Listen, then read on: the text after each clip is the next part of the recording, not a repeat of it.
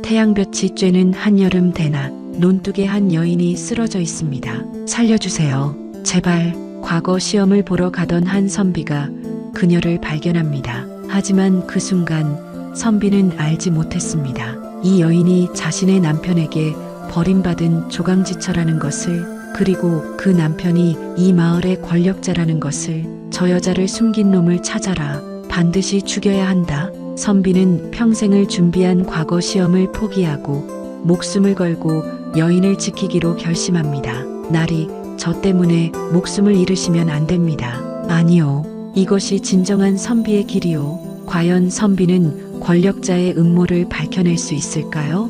그리고 두 사람을 기다리고 있는 운명은 무엇일까요? 지금 시작합니다. 하늘이 내려앉은 듯 퍼붓는 눈보라. 한양으로 가는 험한 산길에서 한 선비가 기이한 광경을 목격합니다. 새하얀 치마 저고리를 입은 여인이 눈 속에 쓰러져 있었던 것입니다. 여보시오, 정신을 차리시오. 선비는 그녀를 구하기로 결심합니다. 하지만 그 순간부터 선비의 운명은 송두리째 바뀌게 됩니다. 평생을 준비한 과거 시험을 포기하고 역적의 딸이라는 누명을 쓴 여인을 지키기 위해 목숨을 걸고 조정의 간신배와 맞서 싸우게 된 것입니다. 진짜 역적은 따로 있사옵니다. 과연 선비는 진실을 밝혀낼 수 있을까요? 그리고 두 사람을 기다리고 있는 운명은 무엇일까요?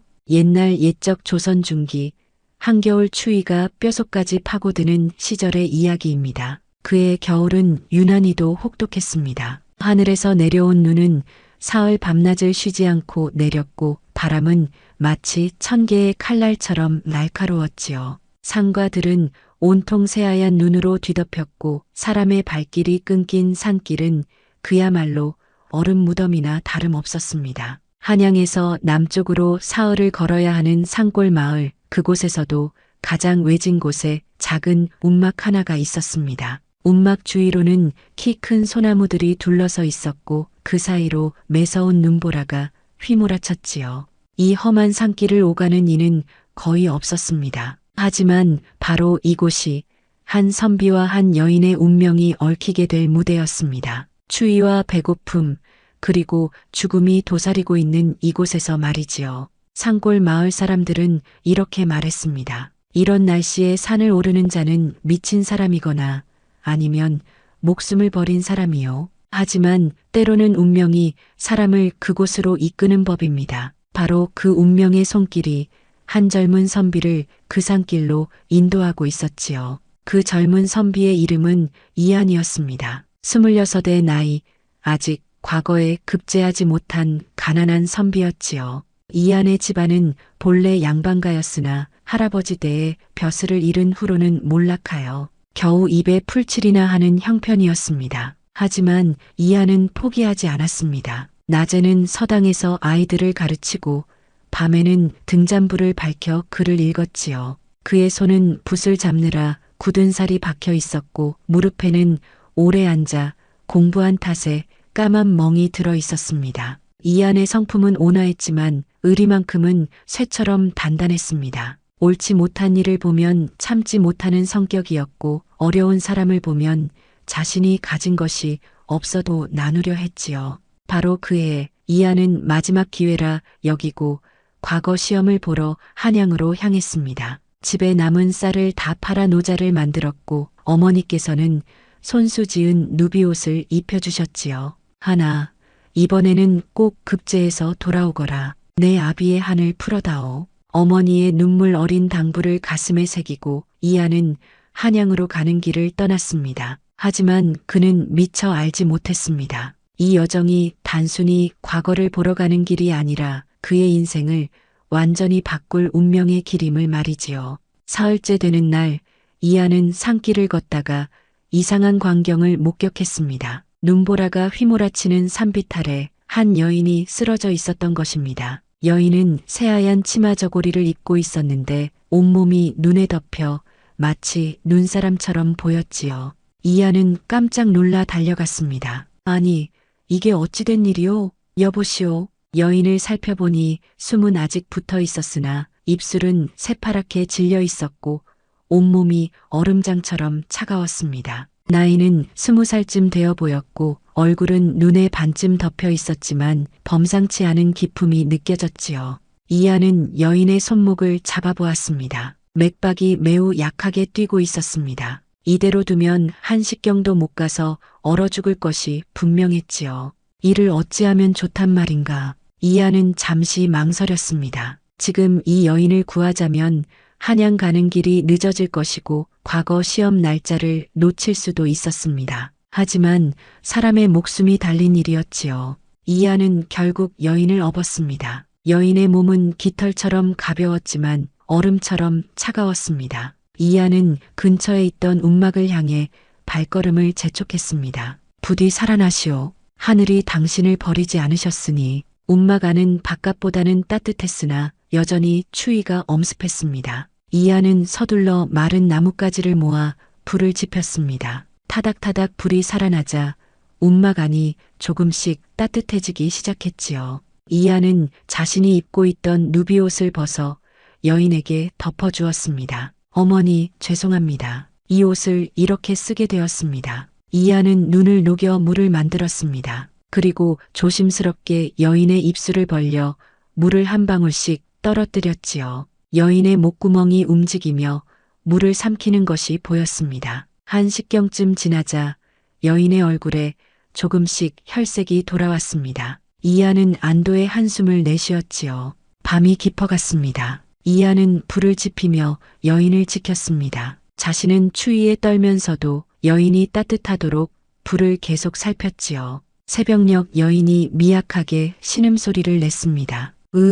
이하는 화들짝 놀라 여인에게 다가갔습니다. 정신이 드시오? 괜찮으시오? 여인은 천천히 눈을 떴습니다. 그 순간 이하는 숨이 멎는 듯 했습니다. 여인의 눈동자는 맑은 샘물처럼 투명했고 그 안에는 달빛 같은 빛이 서려 있었지요. 여인은 이하를 바라보며 가늘게 물었습니다. 여기가 어디옵니까? 산속 움막이요. 부인께서 눈 속에 쓰러져 계셔서 이곳으로 모셨소. 여인은 천천히 몸을 일으키려 했으나 기력이 없어 다시 쓰러졌습니다. 이한이 재빨리 여인을 부축했지요. 아직 무리하시면 안 돼요. 좀 더 쉬셔야 하오. 여인은 고개를 끄덕였습니다. 그리고 작은 목소리로 말했습니다. 고맙습니다. 목숨을 구해주셨군요. 이튿날 아침 이한은 심각한 고민에 빠졌습니다. 과거 시험은 닷새 후였습니다. 지금 이곳에서 한양까지는 최소 나흘은 걸리는 길이었지요.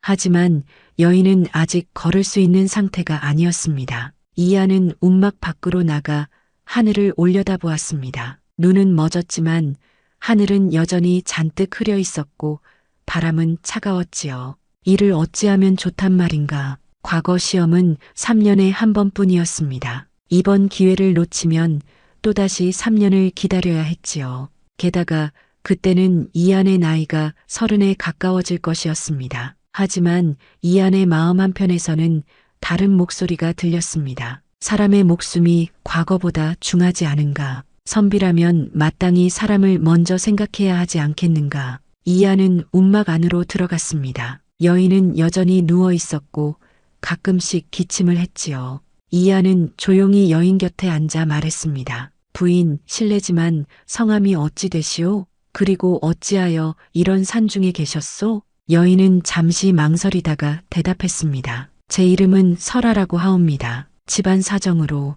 급히 피해 나오다가 길을 잃었습니다. 가족은 어디 계시오? 설아의 눈에 슬픔이 어렸습니다. 이제는 없습니다. 이하는 더 이상 묻지 않았습니다. 누구에게나 말하기 어려운 사연은 있는 법이었으니까요. 그렇다면 몸이 회복되실 때까지 이곳에서 쉬시오. 제가 돌보아 드리겠소. 설아는 놀란 눈으로 이한을 바라보았습니다. 하오나 선비님께서는 급한 길을 가시는 것 같은데 제 때문에. 이한은 고개를 저었습니다. 사람의 목숨이 먼저요. 다른 것은 그 다음 일이요. 그 순간 이한은 자신의 결심을 확실히 했습니다. 과거 시험은 다음을 기약하기로 한 것이지요. 설아의 눈에 눈물이 맺혔습니다. 사흘이 지났습니다. 이하는 날마다 산에서 나무를 해오고 눈을 녹여 물을 만들었습니다. 다행히 움막 안에는 전에 누군가 남기고 간 좁쌀 한 대가 있어서 그것으로 죽을 쑤어 설아에게 먹였지요. 설아는 점점 기력을 회복했습니다. 나흘째 되는 날 드디어 스스로 일어나 앉을 수 있게 되었습니다. 선비님 정말 고맙습니다. 선비님이 아니었다면 저는 진작에 얼어 죽었을 것입니다. 이하는 웃으며 대답했습니다. 다행히 회복하셨으니 다행이요. 그런데 이제 어찌하실 생각이시오? 설아는 잠시 생각에 잠겼습니다. 갈 곳이 없습니다. 아는 사람도 없고 돌아갈 집도 없습니다. 그렇다면 산 아래 마을로 가시는 것이 어떠하오? 그곳에 가면 도움을 받을 수 있을 것이요. 설아는 고개를 저었습니다. 안 됩니다. 사람들 눈에 띄어서는 안 됩니다. 이하는 설아의 눈빛에서 두려움을 읽었습니다. 무언가 사연이 있는 것이 분명했지요. 누군가에게 쫓기고 계시오? 설아는 대답하지 않았습니다. 하지만 그 침묵이 곧 긍정이었습니다. 이하는 조심스럽게 물었습니다. 죄를 지으셨소? 아닙니다. 설아는 단호하게 부정했습니다. 저는 아무런 죄도 짓지 않았습니다. 하오나 누명을 쓰고 위험에 처했습니다. 이하는 고개를 끄덕였습니다. 그렇다면 제가 도와드리겠소. 안전한 곳으로 갈 수 있도록 말이오. 설아는 이하를 물끄러미 바라보았습니다. 왜 저를 도와주시는 것입니까? 저는 선비님께 아무것도 해드릴 수 없는데. 이하는 잠시 생각하다가 대답했습니다. 선비라면 마땅히 공경에 처한 이를 도와야 하는 법이요. 그것이 바로 인의의 지신 중에서 인, 즉 어질미 아니겠소? 설아는 고개를 숙였습니다. 그리고 작은 목소리로 말했습니다. 선비님은 참으로 훌륭한 분이십니다. 한 달이 흘렀습니다. 이하과 설아는 움막에서 함께 지냈습니다. 이하는 날마다 산에서 나무를 해오고 산나무를 캐왔으며 설아는 움막 안을 정돈하고 음식을 만들었지요. 두 사람 사이에는 묘한 기류가 흐르기 시작했습니다. 어느 날 저녁 불을 쬐며 앉아 있을 때였습니다. 설아가 조용히 말했습니다. 선비님, 집안 식구들은 걱정하지 않으시는지요? 이하는 쓸쓸하게 웃었습니다. 어머니 한 분뿐이요. 아마도 지금쯤 제가 과거에 급제했을 거라 기뻐하고 계시겠지요. 아직은 제가 시험도 보지 못했다는 사실을 모르실 것이요. 설아의 얼굴에 미안한 빛이 스쳤습니다. 제 때문에 큰 기회를 놓치셨군요. 정말 죄송합니다. 이하는 고개를 저었습니다. 아니요. 그것은 제 선택이었소. 후회하지 않소. 하지만 이하의 마음속에는 갈등이 일고 있었습니다. 밤마다 홀로 누워있을 때면 어머니 생각이 났습니다. 아들이 급제하기를 그토록 바라시던 어머니의 얼굴이 눈에 선했지요. 나는 과연 올바른 선택을 한 것인가? 어머니를 실망시킨 불효자가 아닌가? 동시에 설아를 바라볼 때면 마음이 흔들렸습니다. 설아는 단순히 구해준 여인이 아니라 이제는 마음속 깊은 곳에 자리 잡은 존재가 되어 있었습니다. 어느 날 밤 이하는 밖으로 나가 별을 바라보았습니다. 내 마음이 어찌 이리 흔들리는가. 나는 선비로서 도리를 다했을 뿐인데 왜 설아에게 이런 마음이 드는 것인가. 그때 뒤에서 설아의 목소리가 들렸습니다. 선비님, 추운데 왜 밖에 나와 계세요? 이하는 화들짝 놀라 돌아보았습니다. 설아가 이하의 옷을 걸치고 서 있었지요. 아, 그냥 잠이 오지 않아서요. 설아는 이하 옆에 섰습니다. 두 사람은 나란히 서서 밤하늘을 바라보았습니다. 저 별들처럼 우리도 언젠가는 제자리를 찾을 수 있을까요? 설아의 물음에 이하는 대답했습니다. 그럴 것이요. 반드시 그럴 것이요. 이튿날 아침 이하는 평소처럼 나무를 하러 산으로 갔습니다. 그런데 산비탈에서 이상한 것을 발견했습니다. 눈 위에 여러 사람의 발자국이 찍혀 있었던 것입니다. 그것도 한둘이 아니라 대여섯 명은 되어 보였지요. 이하는 가슴이 철렁했습니다. 이 깊은 산 중에 웬 사람들이 이렇게 많이 왔단 말인가. 이하는 서둘러 움막으로 돌아왔습니다. 설아, 큰일이요. 누군가 이 근처를 수색하고 있소. 설아의 얼굴이 새하얗게 질렸습니다. 드디어 찾아온 것입니까? 누구요? 대체 누가 당신을 찾는 것이오? 설아는 떨리는 목소리로 말했습니다. 광군입니다. 아니, 광군을 가장한 자들입니다. 무슨 말이오? 선비님, 이제 모든 것을 말씀드려야겠습니다. 설아는 깊은 숨을 들이쉬고 이야기를 시작했습니다. 제 아버지는 병조판서 설진하였습니다. 하오나 역적의 누명을 쓰고 차명을 당하셨지요. 저는 간신히 도망쳤으나 저를 죽이려는 자들이 계속 쫓아오고 있습니다. 이하는 깜짝 놀랐습니다. 병조판서의 따님이었단 말이오? 예. 하지만 이제는 역적의 딸일 뿐입니다. 바로 그때 밖에서 말발굽 소리가 들렸습니다. 그리고 거친 남자들의 목소리가 들려왔지요. 이 근처에 분명히 있을 것이다. 샅샅이 뒤져라. 이하는 재빨리 설아를 움막 뒤편으로 숨겼습니다. 그리고 자신은 태연하게 움막 밖으로 나갔습니다. 밖에는 5명의 군졸 차림을 한 사내들이 서 있었습니다. 하지만 그들의 눈빛은 군졸이 아니라 살인자의 것이었지요. 너는 누구냐? 우두머리로 보이는 사내가 칼을 빼들며 물었습니다. 저는 그저 나무를 하며 지내는 선비입니다. 혼자 사느냐? 그렇습니다. 사내는 의심스러운 눈초리로 이안을 훑어보았습니다. 움막을 수색하겠다. 무슨 권한으로 남의 집을? 닥쳐. 사내가 칼로 이안의 목을 겨누었습니다. 이안은 식은땀을 흘리며 꼼짝 못했지요. 바로 그때였습니다. 거기 무엇하는 자들이냐? 굵직한 목소리가 들려왔습니다. 사내들이 휙 돌아보니 한 노인이 지팡이를 짚고 서 있었습니다. 노인은 희끗희끗한 수염을 기르고 있었고 등에는 약초 바구니를 메고 있었지요. 바로 이 산에서 약초를 캐며 사는 약초꾼 노인이었습니다. 저 늙은이는 누구냐? 내가 누군지 알아서 무엇하려느냐? 다만 이 산은 내가 40년을 지켜온 곳이니라. 함부로 칼을 휘두르지 말거라. 우두머리 사내가 코웃음을 쳤습니다. 늙은이 쓸데없이 나서지 말고 물러가라. 우리는 역적의 딸을 잡으러 온 광군이다. 노인은 천천히 다가오며 말했습니다. 광군이라? 내 보기에는 산적 떼 같은데 말이다. 뭐라고? 사내가 칼을 들어 올리려는 순간 노인이 지팡이를 휘둘렀습니다. 지팡이가 바람을 가르며 사내의 손목을 쳤고 칼이 땅에 떨어졌지요. 나머지 사내들이 일제히 칼을 빼들었습니다. 하지만 노인은 전혀 당황하지 않았습니다. 너희 같은 놈들은 수없이 봐왔다. 권력을 등에 업고 죄 없는 백성을 괴롭히는 개만도 못한 것들 말이다. 노인의 지팡이가 다시 한번 휘둘러졌습니다. 놀랍게도 노인의 무술 실력은 보통이 아니었지요. 순식간에 2명의 사내가 더 쓰러졌습니다. 우두머리 사내가 소리쳤습니다. 물러간다. 하지만 기억해둬라. 우리는 반드시 돌아올 것이다. 사내들은 허겁지겁 말에 올라타 달아났습니다. 이하는 넋을 잃고 노인을 바라보았습니다. 노인장, 대체 누구십니까? 노인은 씩 웃었습니다. 나는 그저 약초나 캐는 늙은이일 뿐이니라. 하지만 젊었을 적에는 무예를 좀 배웠지. 그때 설아가 움막에서 나왔습니다. 노인장님, 목숨을 구해주셔서 감사합니다. 노인은 설아를 보더니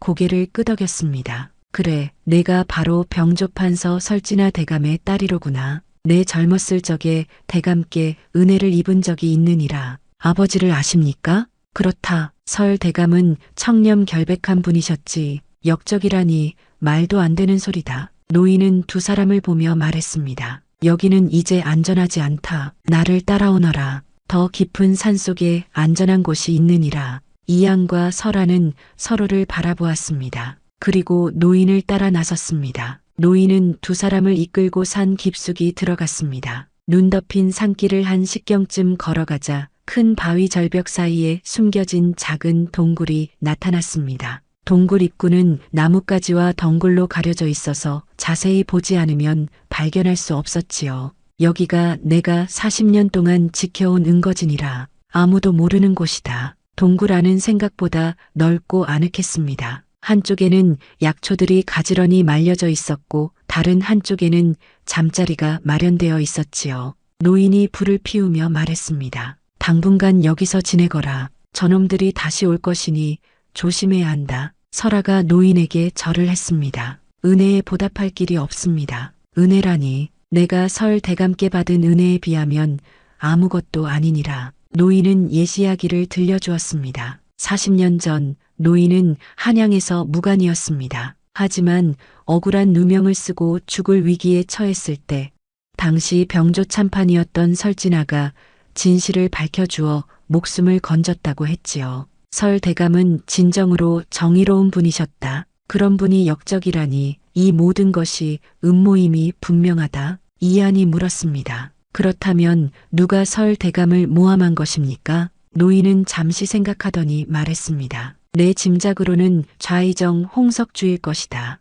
그자는 권력욕에 눈이 먼 간신배니라. 설아가 고개를 끄덕였습니다. 맞습니다. 아버지께서 돌아가시기 전 홍석주의 부정을 밝혀내려 하셨습니다. 그것이 화근이 된 것입니다. 이안은 주먹을 불끈 쥐었습니다. 그렇다면 우리가 그 증거를 찾아야 합니다. 설아의 아버지가 역적이 아니라는 것을, 그리고 진짜 역적이 누구인지를 밝혀야 합니다. 노인이 고개를 저었습니다. 쉬운 일이 아니다. 홍석주는 왕의 신임을 받고 있고 조정의 권력을 쥐고 있느니라. 그렇다 하더라도 포기할 수는 없습니다. 이안의 눈빛에는 강한 결의가 서려 있었습니다. 설아가 이안의 손을 잡았습니다. 선비님, 위험합니다. 선비님까지 화를 입으실 수 있습니다. 이안은 설아의 손을 꽉 잡았습니다. 두렵지 않소? 진실을 밝히는 것이 선비의 도리요. 노인은 두 사람을 물끄러미 바라보다가 말했습니다. 좋다. 내가 도와주마.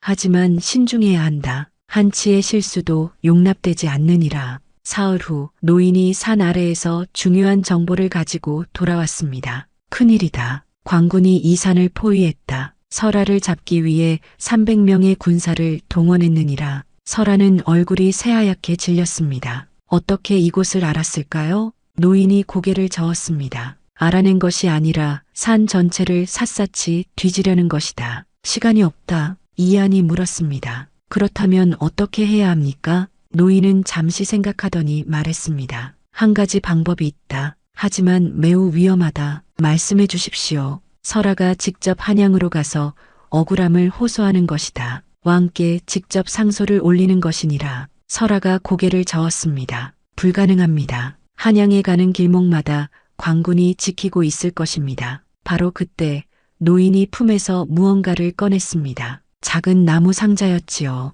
이것을 보거라. 상자를 열자 그 안에는 금으로 만든 호패가 들어 있었습니다. 그리고 낡은 편지 한 통이 있었지요. 이것은 병조판서의 호패입니까? 설아가 놀라서 물었습니다. 그렇다. 설 대감께서 돌아가시기 직전 나에게 이것을 맡기셨느니라. 언젠가 쓸 날이 있을 것이라고 하시면서 말이다. 노인은 편지를 펼쳤습니다. 이 편지에는 홍석주의 비리를 증명할 증거가 어디 숨겨져 있는지 적혀 있느니라. 이안이 편지를 읽었습니다. 편지에는 이렇게 적혀 있었습니다. 나의 오랜 벗이여, 만약 내가 역적의 누명을 쓰고 죽는다면 이 편지를 내 딸에게 전해주게. 진실은 내 서재 책장 뒤편 벽 속에 숨겨놓았네. 그것이 나의 결백을 증명할 것이며 진짜 역적이 누구인지 밝혀줄 것이네. 설아의 눈에 눈물이 맺혔습니다. 아버지께서 이안이 말했습니다. 그렇다면 그 증거를 찾아야 합니다. 설아의 옛집으로 가야 합니다. 노인이 고개를 끄덕였습니다. 하지만 그 집은 지금 관에서 봉쇄했을 것이다. 들어가기가 쉽지 않으니라. 방법이 있습니다. 이안의 눈빛이 반짝였습니다. 제가 과거를 보러 가는 선비인 척하고 한양으로 들어가겠습니다. 그리고 밤에 몰래 그 집에 잠입하는 것입니다. 설아가 이안의 손을 붙잡았습니다. 너무 위험합니다. 잡히시면 괜찮소? 나는 선비요. 선비라면 마땅히 정의를 위해 목숨을 걸어야 하는 법이요. 보름 후 이안은 선비 차림으로 한양 도성에 들어섰습니다. 거리에는 방이 붙어 있었습니다. 설아의 초상화와 함께 역적의 딸을 잡는 자에게 100냥을 내리겠다는 내용이었지요. 이안은 가슴이 철렁했습니다. 하지만 침착하게 거리를 걸으며 설아의 옛집을 찾아갔습니다. 설 대감의 집은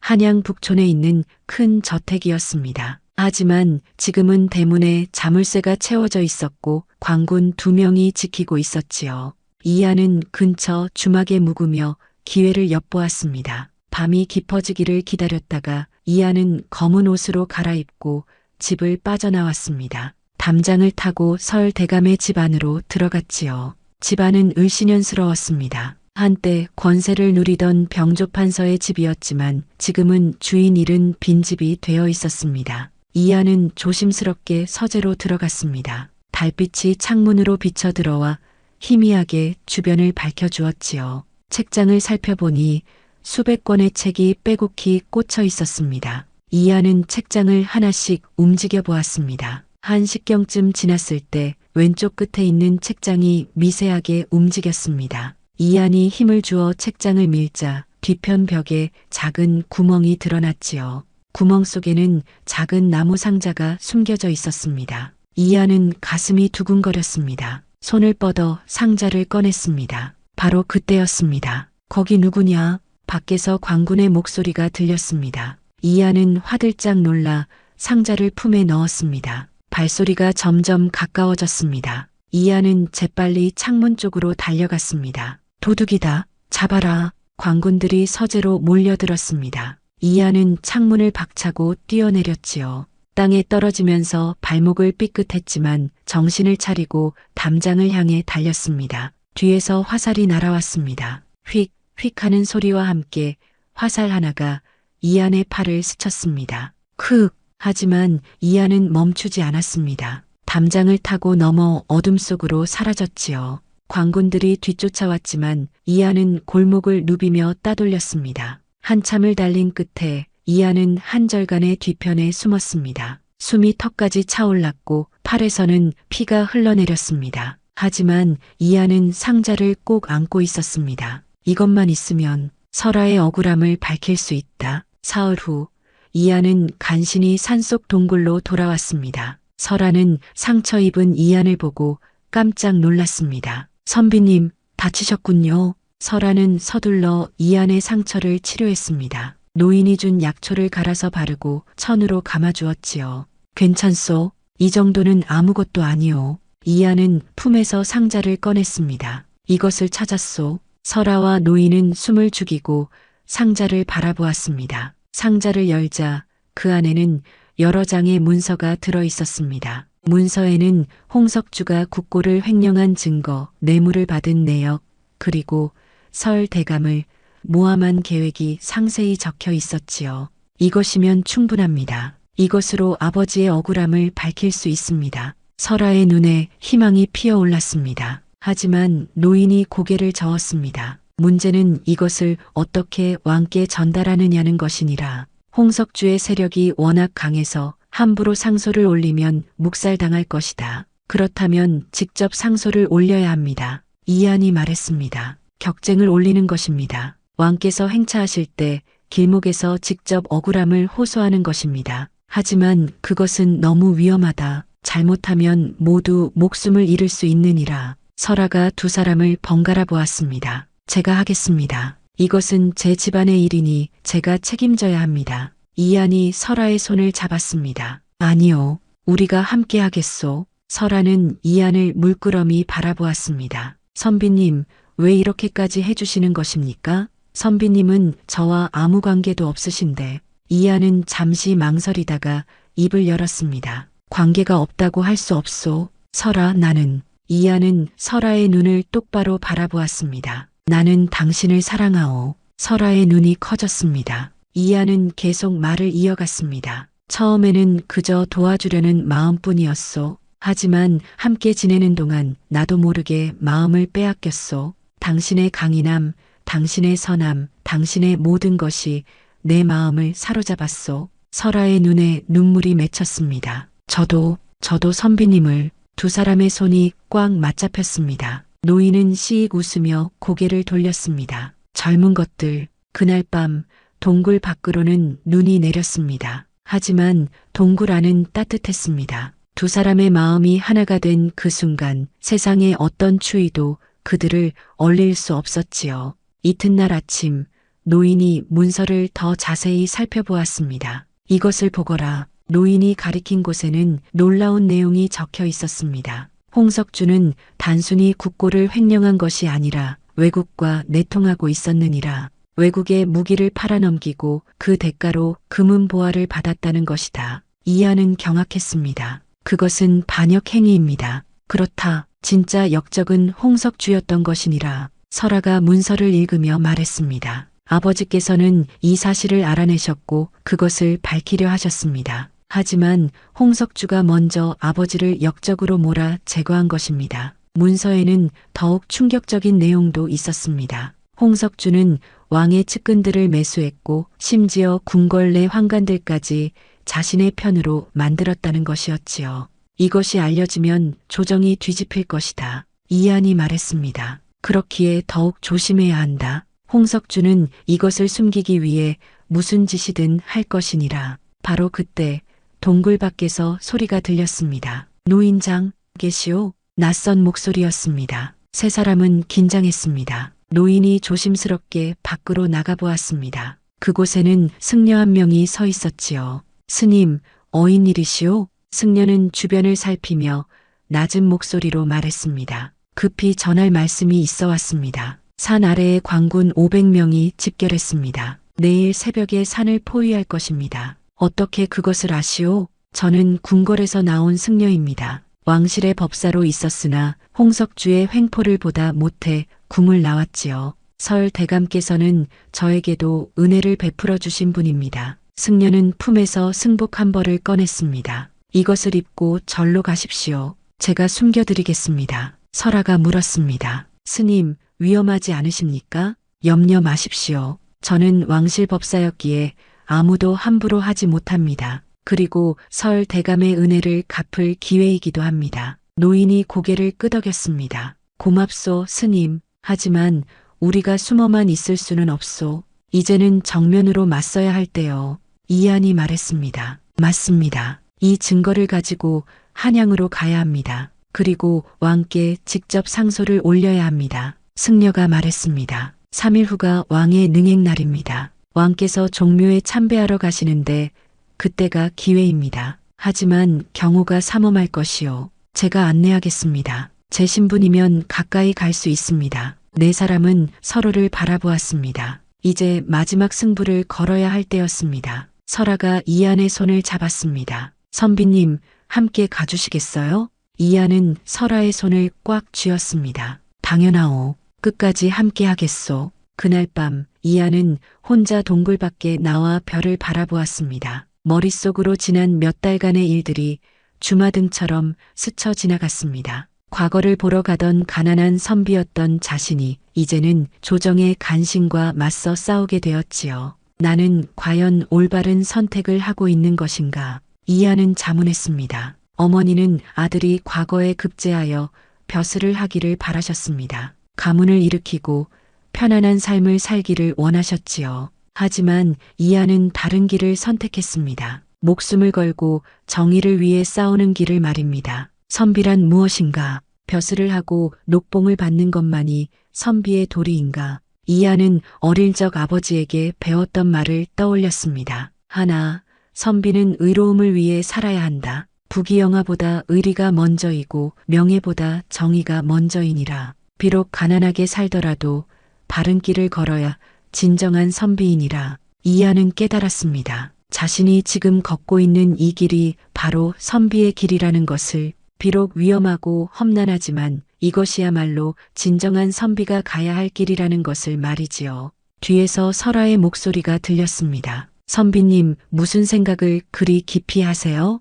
이한은 돌아보며 미소 지었습니다. 아무것도 아니요. 다만 내가 걷고 있는 이 길이 옳은 길임을 확신하게 되었을 뿐이요. 설아가 이한 옆에 섰습니다. 선비님, 후회하지 않으세요? 저 때문에 모든 것을 잃게 되었는데. 이한은 고개를 저었습니다. 잃은 것이 아니오. 오히려 얻었소. 무엇을 얻으셨다는 것입니까? 진정한 선비가 무엇인지를 깨달았소. 그리고 이한은 설아의 손을 잡았습니다. 당신을 만났소. 이 세상 무엇과도 바꿀 수 없는 소중한 인연을 얻었소. 설아의 눈에 눈물이 고였습니다. 선비님, 설아, 이번 일이 끝나면 나와 함께 해주겠소? 비록 가난한 선비이지만 당신을 평생 소중히 여기며 살겠소. 설아는 고개를 끄덕였습니다. 예, 선비님, 제가 바라던 바입니다. 두 사람은 별빛 아래서 서로를 껴안았습니다. 이한은 그 순간 깨달았습니다.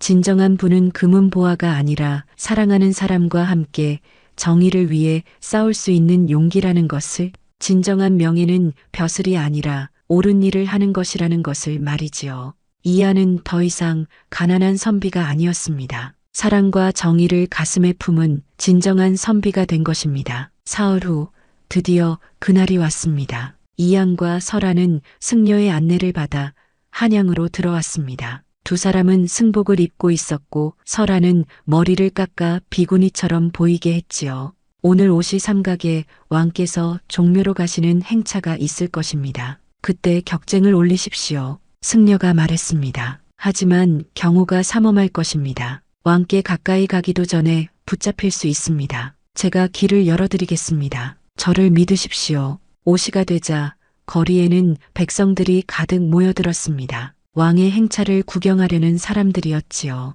잠시 후 요란한 나팔 소리와 함께 행렬이 나타났습니다. 앞에는 금군들이 도열해 있었고 그 뒤로 화려한 가마가 보였습니다. 이안의 가슴이 쿵쿵 뛰었습니다. 설아의 손은 땀으로 젖어 있었지요. 지금입니다. 승려가 소리쳤습니다. 그리고 앞으로 나아가며 큰 소리로 외쳤습니다. 왕이시여, 억울한 백성이 호소하고자 합니다. 금군들이 달려들었습니다. 하지만 승려는 왕실법사의 신분이었기에 함부로 제압할 수 없었지요. 물러서라, 왕명이다. 좌의정 홍석주가 말 위에서 소리쳤습니다. 하지만 가마 안에서 왕의 목소리가 들렸습니다. 잠깐, 무슨 일이냐? 승려가 큰 소리로 아뢰었습니다. 전하, 억울하게 역적으로 몰린 병조판서 설진아의 딸이 상소를 올리고자 합니다. 무엇?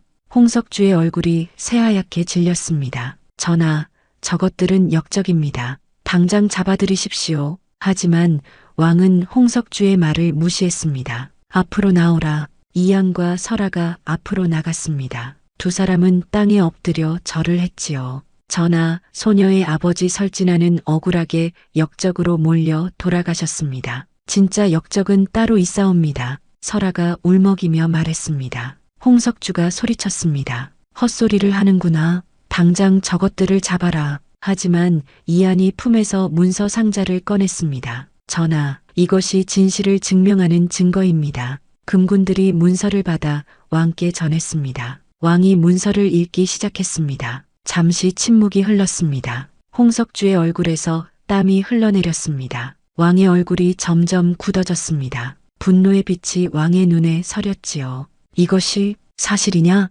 왕의 목소리는 차가웠습니다. 홍석주가 황급히 말했습니다. 전하, 그것은 위조된 문서입니다. 믿지 마십시오. 위조라고? 왕이 문서 한 장을 들어보였습니다. 여기에 찍힌 이 도장은 좌의정의 인장이 아니냐? 그리고 이 필체는 분명 내 글씨다.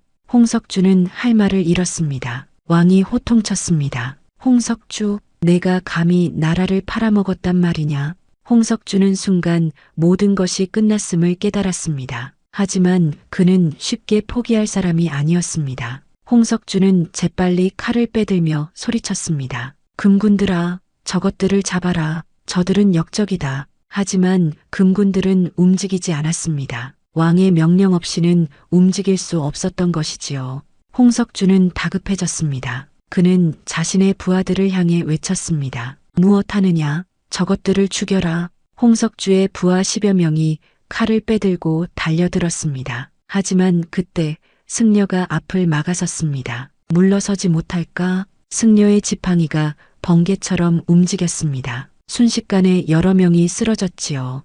홍석주는 직접 설아에게 칼을 겨눴습니다. 이것으로 모든 것이 끝난다. 칼이 설아를 향해 날아왔습니다. 하지만 이안이 설아를 밀치며 대신 칼을 받았습니다. 칼이 이안의 어깨를 찔렀습니다. 피가 솟구쳤지요. 선비님, 설아가 비명을 질렀습니다. 바로 그때 왕이 큰 소리로 외쳤습니다. 홍석주를 당장 잡아들여라. 금군들이 일제히 움직였습니다. 홍석주는 도망치려 했지만 사방이 금군들로 둘러싸였지요. 이럴 수가, 나는 좌의정이다. 감히 나를, 내가 좌의정이기에 더욱 용서할 수 없다. 왕이 분노에 찬 목소리로 말했습니다. 나라의 높은 벼슬을 받고도 백성을 팔아먹다니, 내 죄는 죽어도 용서받지 못할 것이다. 금군들이 홍석주를 결박했습니다. 홍석주는 마지막으로 도끼 어린 눈으로 설아를 노려보았습니다. 내 아비가 그랬듯이 너도 결국 입 닫혀라. 왕이 호통쳤습니다. 설진아 대감은 충신이었다. 내가 모함한 것이로구나. 왕은 설아에게 다가갔습니다. 일어나거라, 설아. 설아는 눈물을 흘리며 절을 했습니다. 전하, 은혜에 감사드립니다. 왕은 이안을 보았습니다. 이안은 어깨에서 피를 흘리면서도 꼿꼿이 서 있었지요. 내 이름이 무엇이냐? 소생은 이안이라고 하옵니다. 이안, 내가 설 대감의 억울함을 밝혔구나. 참으로 의로운 선비로다. 왕은 좌우를 돌아보며 명했습니다. 설진아 대감의 역적 누명을 벗기고 명예를 회복시켜라. 그리고 이안에게 상을 내리도록 하라. 황공하옵니다. 전하. 설아와 이안이 동시에 절을 했습니다. 홍석주는 금군들에게 끌려가며 절규했습니다. 안 돼. 이럴 수는 없어. 하지만 아무도 그의 말을 듣지 않았습니다. 진실은 밝혀졌고 정의는 승리한 것입니다. 보름 후 조정에서는 큰 변화가 일어났습니다. 홍석주와 그의 일당은 모두 차명에 처해졌습니다. 왜국과 내통한 죄는 삼족을 멸해야 마땅했지만 왕은 자비를 베풀어 본인들만 처형했지요. 설진아 대감의 명예는 완전히 회복되었습니다. 왕은 친히 제문을 지어 설 대감의 영전에 올렸고 병조판서의 벼슬을 추증했습니다. 설아는 집안을 되찾았습니다. 몰수되었던 재산도 모두 돌려받았지요. 어느 날 왕이 이안을 불렀습니다. 이안, 내 용기와 의로움은 가상하다. 내게 벼슬을 내리고자 하니 무엇을 원하느냐? 이안은 정중히 절을 하며 대답했습니다. 전하, 소생은 벼슬을 원치 않사옵니다. 왕이 놀라 물었습니다. 무엇? 벼슬을 원치 않는다니 어찌된 일이냐? 소생은 평생 학문을 닦고 백성을 가르치는 것으로 만족하옵니다. 벼슬은 소생에게 과분하옵니다. 왕은 잠시 이안을 바라보다가 고개를 끄덕였습니다. 그렇다면 너에게 성균관 교수의 벼슬을 내리겠다. 젊은이들을 가르치며 내 뜻을 펼쳐라. 황공하옵니다. 전하, 이안은 성균관 교수가 되었습니다. 벼슬은 높지 않았지만 이안은 만족했습니다. 자신이 원하던 바로 그 자리였으니까요. 설아는 왕에게 아뢰었습니다. 전하, 소녀에게 한 가지 청이 있사옵니다. 무엇이냐? 이안과 혼인을 허락해 주십시오. 왕은 웃으며 고개를 끄덕였습니다. 좋다. 병조판서의 딸과 의로운 선비의 혼인이라니 참으로 아름다운 인연이로다. 한 달 후 이안과 설아는 혼례를 올렸습니다. 혼례식에는 많은 사람이 참석했습니다. 노인도 왔고 승려도 왔습니다. 그리고 이안의 어머니도 한양으로 올라와 아들의 혼례를 지켜보았지요. 하나, 정말 잘했구나. 어머니는 눈물을 흘리며 아들을 껴안았습니다. 어머니, 죄송합니다. 과거에 급제하지 못했습니다. 무슨 소리냐? 내가 이룬 것이 과거 급제보다 훨씬 값진 것이다. 내가 의로운 일을 했고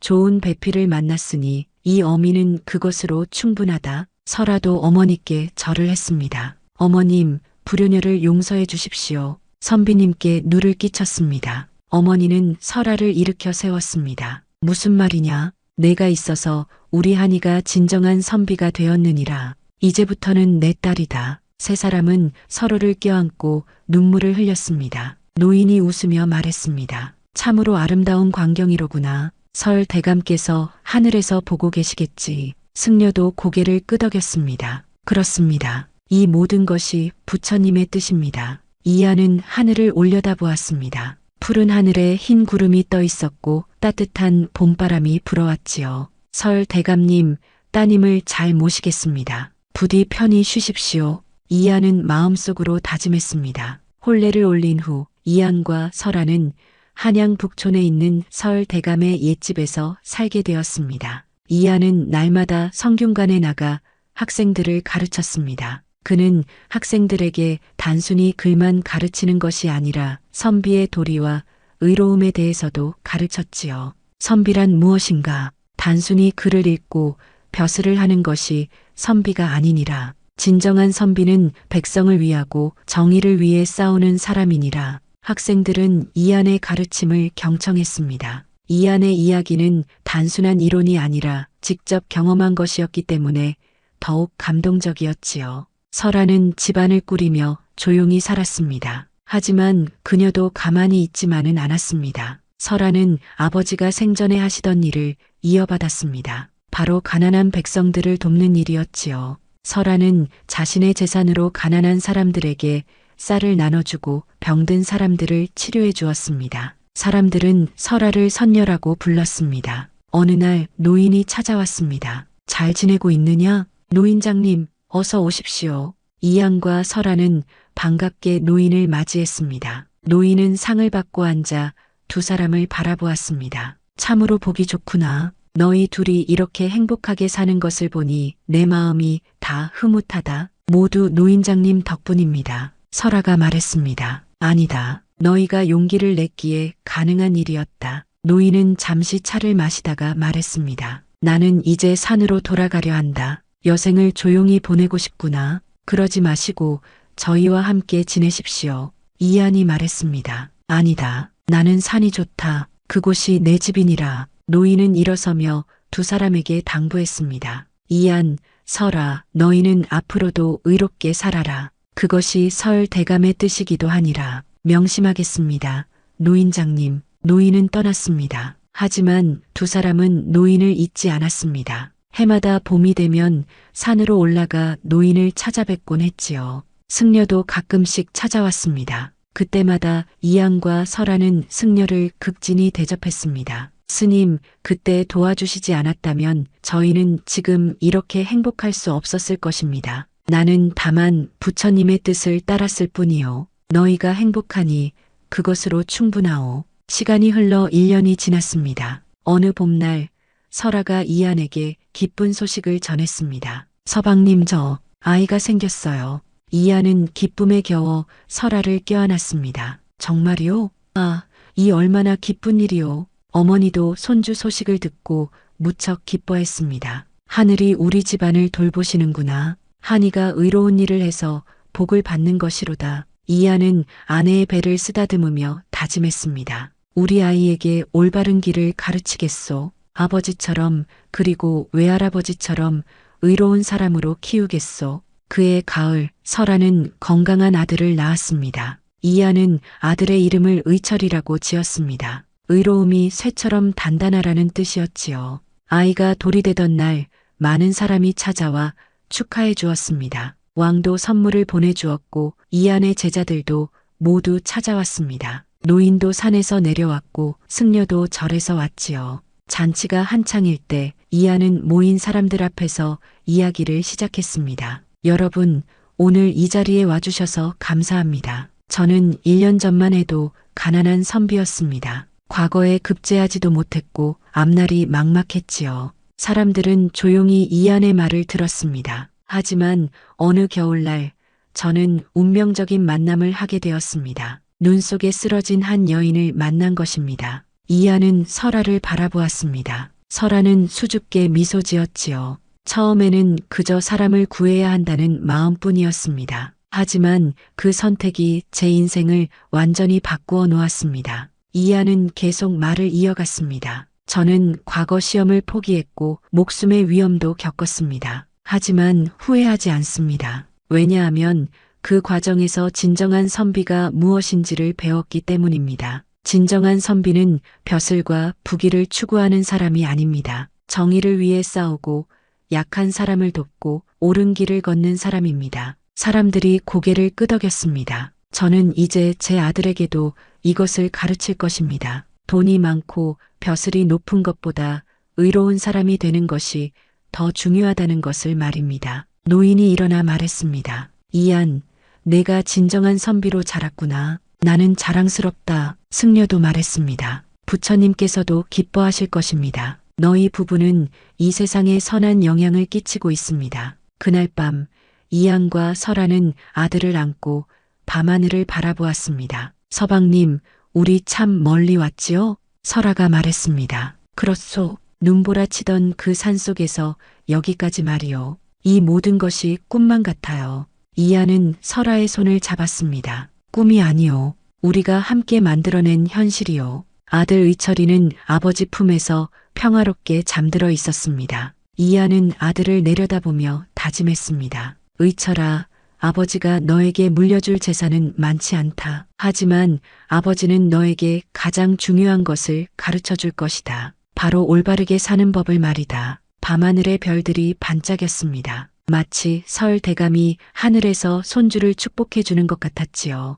옛말에 백절불굴이라는 말이 있습니다. 어떠한 난관에도 굽히지 않고 이겨나간다는 뜻이지요. 이양과 설아는 바로 그런 삶을 살았습니다. 추위와 배고픔, 그리고 죽음의 위협 속에서도 굽히지 않았습니다. 정의를 위해 싸웠고 마침내 승리했지요. 그리고 그들의 사랑은 이 모든 시련을 이겨내고 더욱 단단해졌습니다. 여러분도 삶에서 어려움을 만날 때가 있을 것입니다. 하지만 포기하지 마십시오. 올바른 길을 걷는다면 비록 그 길이 험하고 멀다 하더라도 결국에는 아름다운 결말을 맞이하게 될 것입니다. 다음 영상을 빠르게 만나보시려면 좋아요와 구독을 눌러주세요. 그럼 더 재미있는 영상으로 찾아뵙겠습니다. 모두 행복한 하루 보내세요.